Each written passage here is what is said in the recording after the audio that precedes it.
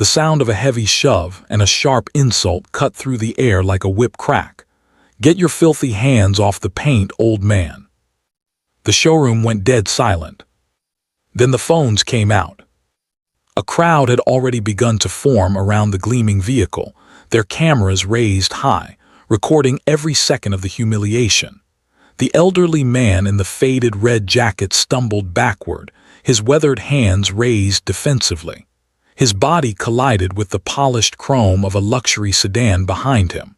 The metallic thud echoed across marble floors. "Did you see that?" someone whispered, stifling a laugh. "He looks like he just rolled out of a dumpster," another voice sneered. The salesman, Alan, his name tag announced proudly, stood over the old man with his chest puffed out, his face twisted in disgust. "This isn't a homeless shelter. You want charity? Try the soup kitchen down the block." Laughter rippled through the crowd.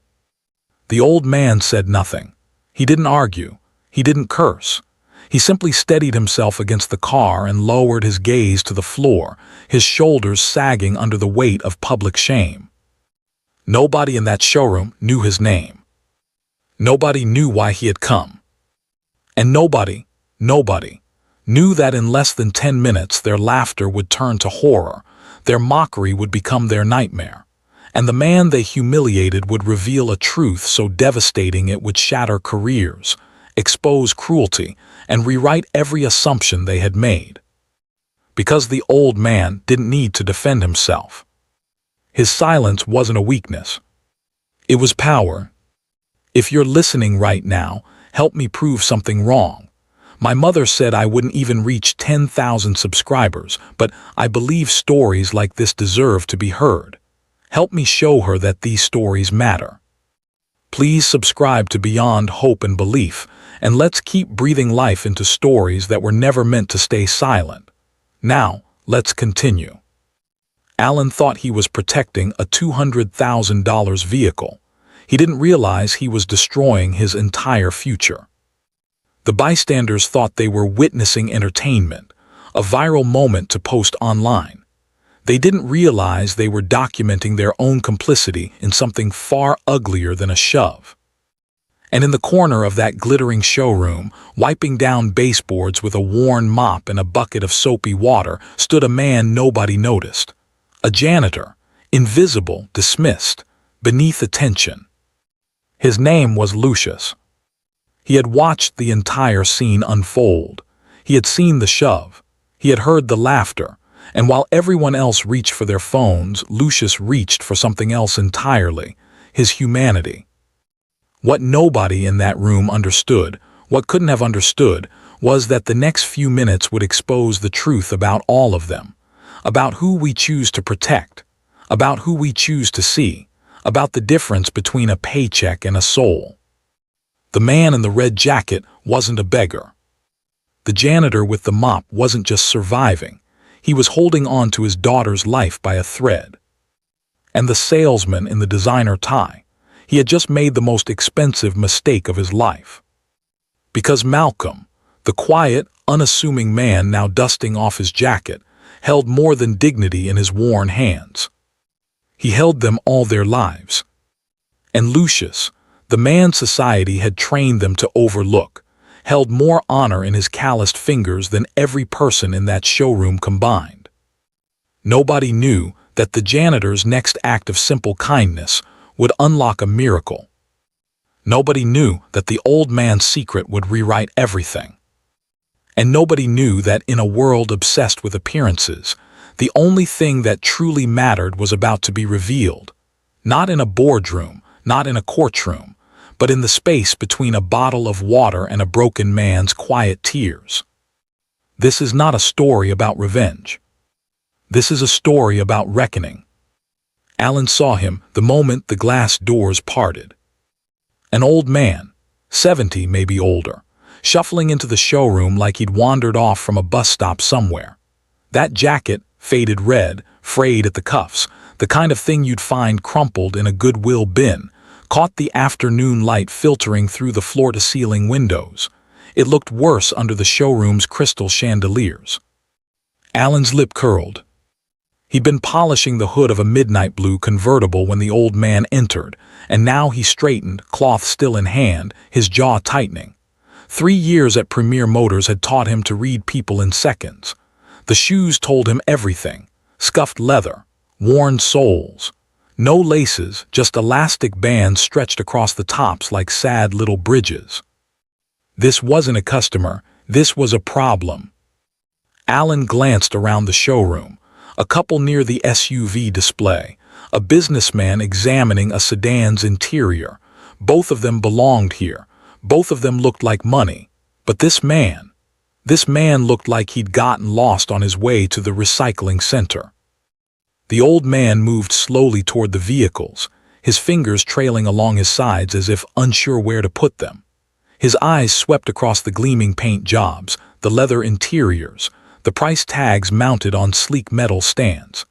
Alan watched him stop in front of a pearl-white luxury coupe, the flagship model, $240,000, custom ordered from Germany, and reach out one wrinkled hand toward the door handle.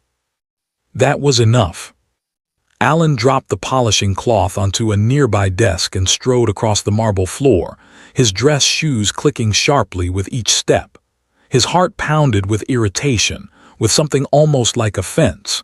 How dare this man walk in here like he belonged? How dare he think he had the right to touch anything? "Excuse me," Alan called out, his voice sharp enough to slice through the soft jazz playing overhead. The old man turned slowly, his hand still hovering near the car. Alan closed the distance between them, his smile thin and cold. "Can I help you with something, sir?" The word airdropped with sarcasm, barely masked. The old man blinked. "I was just looking," Alan interrupted. "Yeah, I figured." He crossed his arms over his chest. "Let me save you some time. These vehicles start at 6 figures. 6. You understand what that means?" The old man's mouth opened, then closed. Alan stepped closer. His voice dropped lower. "So unless you've got a briefcase full of cash hidden under that jacket, I think you're in the wrong place." The old man didn't move. He just stood there, his hand still near the car, his eyes fixed on Alan with a strange, unreadable calm. That silence made Alan angrier. "Did you hear me?" Alan's voice rose, loud enough now that heads turned across the showroom. "I said you need to leave." The old man finally spoke, his voice quiet, almost gentle. "I just wanted to look at this one for my daughter. She's graduating." "I don't care if she's graduating from Harvard," Alan snapped. He gestured toward the doors with a sharp flick of his wrist. "Out, now. Before you smudge something you can't afford to clean." The old man's shoulders sagged slightly, but he didn't move toward the exit. Instead, he turned back to the car, his fingers barely grazing the door handle. That touch, that single, feather-like contact, sent Alan over the edge. "I said don't touch it." Alan's hands shot forward and he shoved the old man hard, both palms flat against his chest. The sound of the impact echoed across the showroom, a dull, sickening thud. The old man's body jerked backward, his feet stumbling, his arms windmilling as he tried to catch his balance. His back slammed against the pearl-white coupe behind him, his head snapping forward from the force. The showroom froze. For one breathless second nobody moved, then the phones came out. A woman near the entrance lifted her phone, already recording. A young man by the SUV display did the same, his mouth curling into a grin. Someone laughed, a sharp, nervous bark of sound that broke the silence like shattering glass. "Oh my God, did you see that?" a voice whispered, gleeful. "He just got wrecked," another voice added. The old man pressed one hand against the car to steady himself, his chest heaving, his face pale. He didn't say anything. He didn't shout. He didn't even look at Alan. Alan stood over him, breathing hard, his face flushed with adrenaline and satisfaction. "Maybe now you'll get the message." More laughter rippled through the growing crowd. Someone muttered, "Probably gonna sue." Another voice replied, "With what lawyer?" But the old man still didn't speak. He straightened slowly, his hand trembling slightly as he smoothed down the front of his red jacket. His eyes remained fixed on the floor, as if he were studying the marble tiles beneath his feet. Why wasn't he fighting back? Why wasn't he cursing, threatening, demanding a manager? The silence felt wrong somehow, heavy, loaded with something nobody could name. In the corner of the showroom, near the service corridor where the bathrooms were, a man pushed a mop across the marble floor in slow, methodical strokes. Lucius had been watching the entire scene unfold. He'd seen the shove, he'd heard the laughter, and now, as the crowd pressed closer with their phones raised high, he felt something twist deep in his chest, something painful and familiar. He knew what it felt like to be invisible. Lucius dipped the mop into the bucket, wrung it out, and continued his work. His hands moved automatically, muscle memory guiding him while his mind drifted elsewhere. To Audrey, to the hospital bill sitting on his kitchen table, $47,000 in red letters at the bottom, to the notice taped to his apartment door, final warning, pay or vacate. His daughter was 8 years old, leukemia, stage 3. And her mother, Amanda, had left them both 6 months ago. No warning, no explanation, just a note on the counter that said, "I can't do this anymore," and an empty closet where her clothes used to hang. Lucius blinked hard and pushed the mop forward. The soapy water spread across the floor in a thin, glistening film. He was 42 years old, and his entire life had become a series of calculations. How many shifts could he pick up? How many meals could he skip? How many hours of sleep could he sacrifice before his body gave out completely? The old man in the red jacket was still standing by the car, his hand pressed against the hood, his breathing labored. Nobody was helping him. Lucius glanced toward Alan, who stood with his arms crossed, chin raised, basking in the attention. The crowd had grown larger now. More phones, more laughter. Someone said, "This is going straight to TikTok." Lucius looked down at the mop in his hands. Then he looked at the old man. He set the mop against the wall. Lucius walked past the crowd, his head down, his shoulders hunched as if trying to make himself smaller. Nobody noticed him. They never did.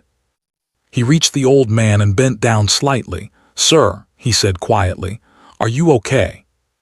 The old man lifted his head. His eyes were wet, but no tears had fallen. He nodded once, but his lips trembled. "Here." Lucius reached into his pocket and pulled out a small plastic bottle of water, the cheap kind from the gas station, half empty, the label peeling off. He'd been saving it for his lunch break, but that didn't matter now. "Drink something. You look pale." The old man stared at the bottle like it was something precious. His hand shook as he took it. "Thank you," he whispered. "Don't mention it." Lucius glanced over his shoulder. Alan was watching them now, his expression darkening. "Can you stand?" "I think so." Lucius offered his arm. The old man gripped it, his fingers surprisingly strong despite the tremor, and pulled himself upright. He unscrewed the cap of the water bottle and took a slow sip, his eyes closing briefly. "What's your name?" the old man asked softly. "Lucius." "Thank you, Lucius." The old man's voice cracked. "You're the first person who's treated me like I exist." Lucius felt his throat tighten. He knew exactly what that felt like. "Lucius." Alan's voice cut through the moment like a blade. He strode toward them, his face twisted with anger. "What the hell do you think you're doing?" Lucius straightened but didn't step away from the old man. He needed help. "He needs to leave." Alan jabbed a finger toward the doors. "And you need to get back to mopping before I have you fired." "He's a person," Lucius said quietly. Alan laughed, a harsh, ugly sound. "He's trash, and now you're consorting with trash, which makes you what exactly?" He turned to the crowd, playing to them like an actor on stage. "Looks like the janitors found a friend. Maybe they can share a cardboard box tonight." Laughter erupted again, louder this time. Lucius felt his face burn, but he didn't move. He kept his hand on the old man's arm, steadying him. Alan leaned closer, his voice dropping to a venomous whisper. "You're done here, Lucius. I'm talking to the manager today. You and your pathetic little charity act can hit the streets together." The old man finally spoke. His voice was still quiet, but there was something in it now, something solid, immovable. "That won't be necessary." Alan blinked. "Excuse me." "I said that won't be necessary." The old man straightened his red jacket and looked directly at Alan for the first time. "Because you won't be here long enough to talk to anyone." Alan's face flushed red. "Are you threatening me, old man?" "No." The old man's voice remained calm. "I'm simply stating a fact." "Oh, this is rich." Alan turned to the crowd again, arms spread wide. "Now he's making threats. Someone call security before." "I came here for my daughter," the old man interrupted. His voice rose slightly, carrying across the showroom. "Her name is Jasmine. She's graduating from Stanford next month with a degree in engineering, top of her class, full scholarship." The crowd quieted slightly. "I wanted to buy her something special, something she could use, something to show her that all the nights I worked double shifts, all the times I missed her recitals and her games because I was building something for her future, that it was worth it." His voice cracked. "I wore this jacket because it was her favorite. She gave it to me 20 years ago for Father's Day. She was 7 years old." Lucius felt his eyes sting. The old man looked down at the water bottle in his hands. "I just wanted to buy my daughter a car, that's all. I didn't come here to be shoved. I didn't come here to be laughed at." He lifted his gaze to Alan. "But I did come here, and now I'm glad I did." "Why's that?" Alan sneered. "Because now I know exactly what kind of people work here." Before Alan could respond, a sound cut through the tension. The deep rumble of an engine, heavy and powerful, rolling to a stop just outside the glass doors. Everyone turned. A black SUV, sleek and massive, sat idling at the curb.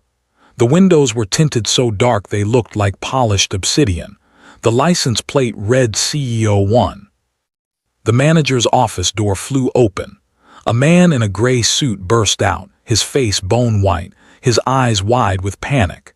He sprinted across the showroom floor, nearly tripping over his own feet. "Oh God," he gasped. "Oh God, oh God, oh God." He reached the doors just as the driver's side opened. A tall woman in a black blazer stepped out, followed by 2 men in suits.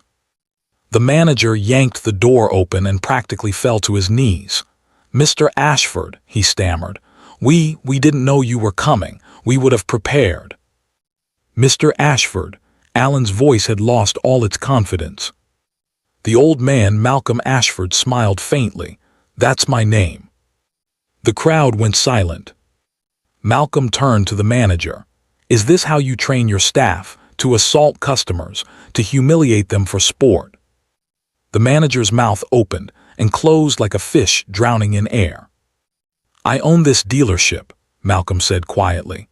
"I own all 47 locations across the country. I built this company from nothing. And today, I walked in here to see how my employees treat people when they think nobody important is watching." Alan's face had gone gray. "Well," Malcolm continued, his voice hardening, "now I know." The woman in the black blazer stepped forward, her expression unreadable. "Mr. Ashford, shall I contact legal?" "Not yet, Sarah." Malcolm's eyes never left Alan. "First, I want everyone here to understand something. This man," he gestured toward Lucius, "showed me more dignity in 2 minutes than anyone else in this building has shown me in 20 years of owning it." Lucius felt the room's attention shift toward him. He wanted to disappear. Malcolm turned to face the crowd. Phones were still raised, still recording, but nobody was laughing now. "You all watched. You all laughed. You all stood by while one of your own brutalized an old man for the crime of existing in a space you deemed too good for him." Silence. But this man, Lucius, he saw a human being, not a target, not entertainment, a person. Malcolm's voice softened. "He offered me water. He offered me kindness, and in doing so, he reminded me why I started this company in the first place. The manager found his voice. "Mr. Ashford, I assure you this is an isolated." "Be quiet." Malcolm's tone left no room for argument. The manager's mouth snapped shut. Malcolm turned back to Lucius. "Tell me about your daughter." Lucius blinked, caught off guard. "Sir." "Your daughter. I saw the way your hands shook when you helped me. I saw the hospital bracelet on your wrist. Tell me about her."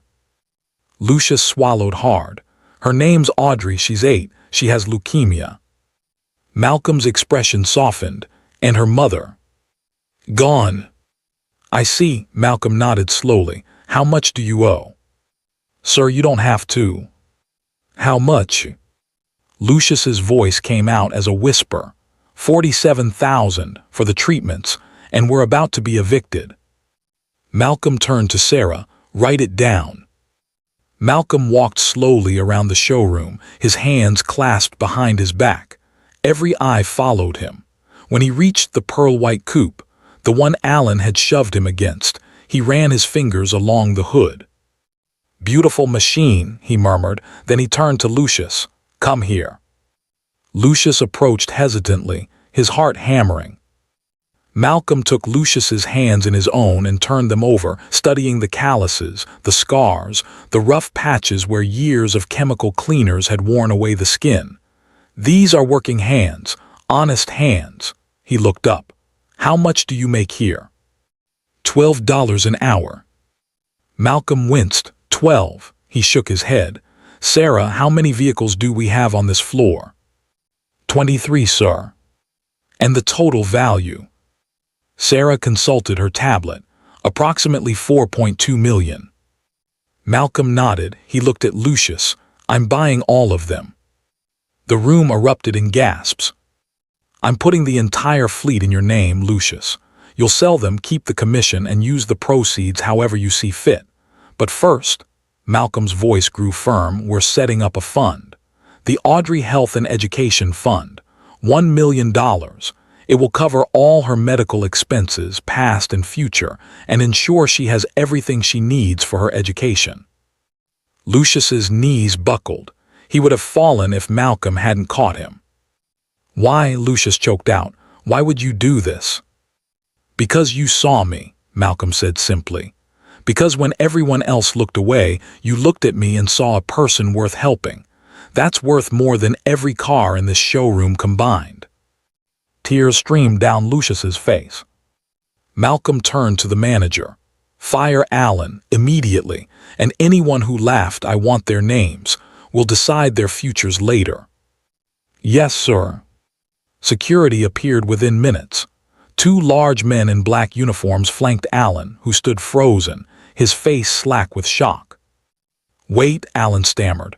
"Wait, please, I didn't know, I didn't realize." "You didn't realize I was someone important," Malcolm said coldly. "But that's exactly the problem, isn't it? You should have treated me with respect regardless of who I was. That's what basic human decency means." "Please," Alan begged. "I have a mortgage, I have bills, I need this job." Malcolm's expression didn't change. "Then you should have thought of that before you put your hands on another human being."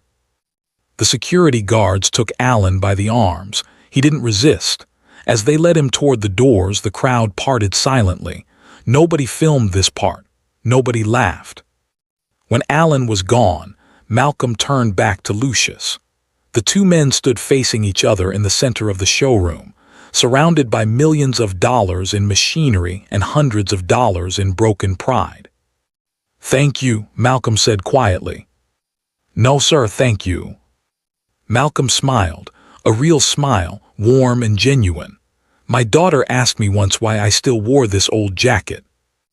I told her it was because it reminded me where I came from, who I used to be before the money, before the success."